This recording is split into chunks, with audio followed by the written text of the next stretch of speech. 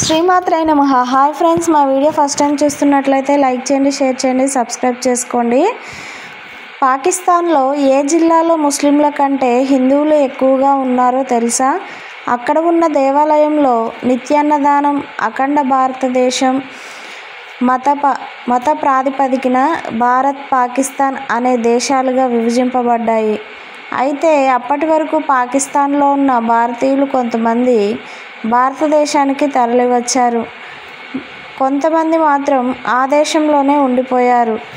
అయితే అక్కడ పరిస్థితుల్లో మార్పులతో మైనారిటీలైన హిందువుల జనాభా భారీ సంఖ్యలో తగ్గిపోయారు. అయినా సింధ్ ప్రావిన్స్లో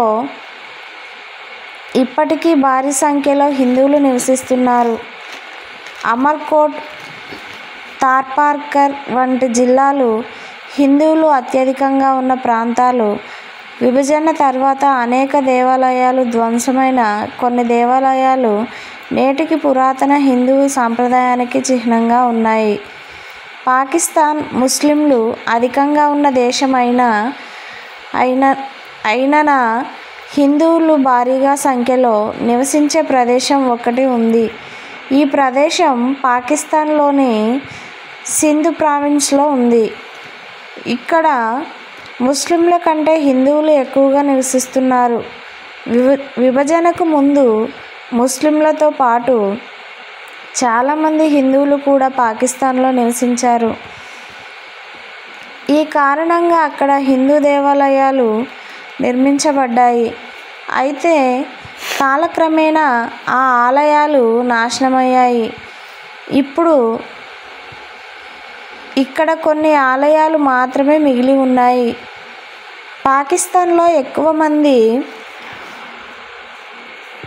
హిందువులు ఎక్కడ నివసిస్తున్నారంటే, ఒక నివేదిక ప్రకారం పాకిస్తాన్లో మొత్తం హిందువుల సంఖ్య దాదాపు 39 లక్షలు.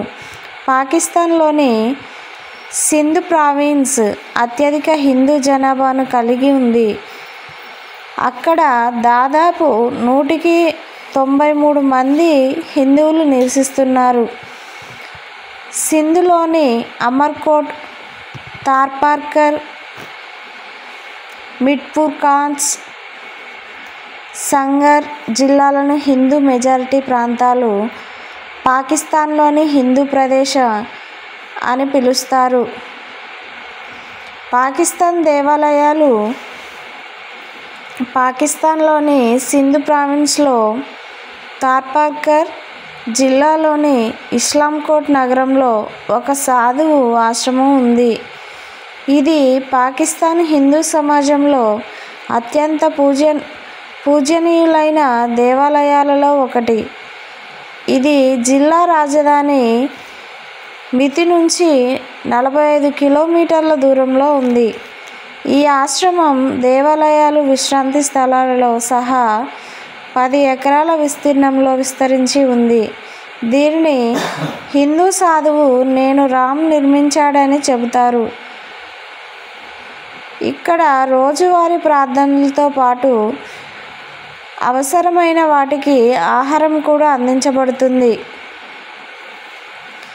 సంత్ నేను రామ్ ఆశ్రమంలో ఒక వంటగదిని నిర్మించారు. అక్కడ కులం, మతం సంబంధం లేకుండా అందరికీ ఆహారం వడ్డించేవారు. ఆశ్రమానికి వచ్చే ప్రజలకు ఆహారం ఏర్పాటు చేయడానికి వారు ఇంటింటికి వెళ్ళి ఆహార ధాన్యాలు సేకరించేవారు. ఈ సాంప్రదాయం నేటికి కొనసాగుతుంది. నేటికి ఆశ్రమానికి వచ్చే చాలామంది భక్తులు వంట చేయడానికి తమతో పాటు ఆహార పదార్థాలు తీసుకొని వెళ్తారు. ఫ్రెండ్స్, ఈ వీడియో మీకు నచ్చినట్లయితే లైక్ చేయండి, షేర్ చేయండి, సబ్స్క్రైబ్ చేసుకోండి. ఇలాంటి మరిన్ని వీడియోల కోసం కూడా బెల్ ఐకాన్ని యాక్టివేట్ చేయండి. Thank you for watching. Bye bye.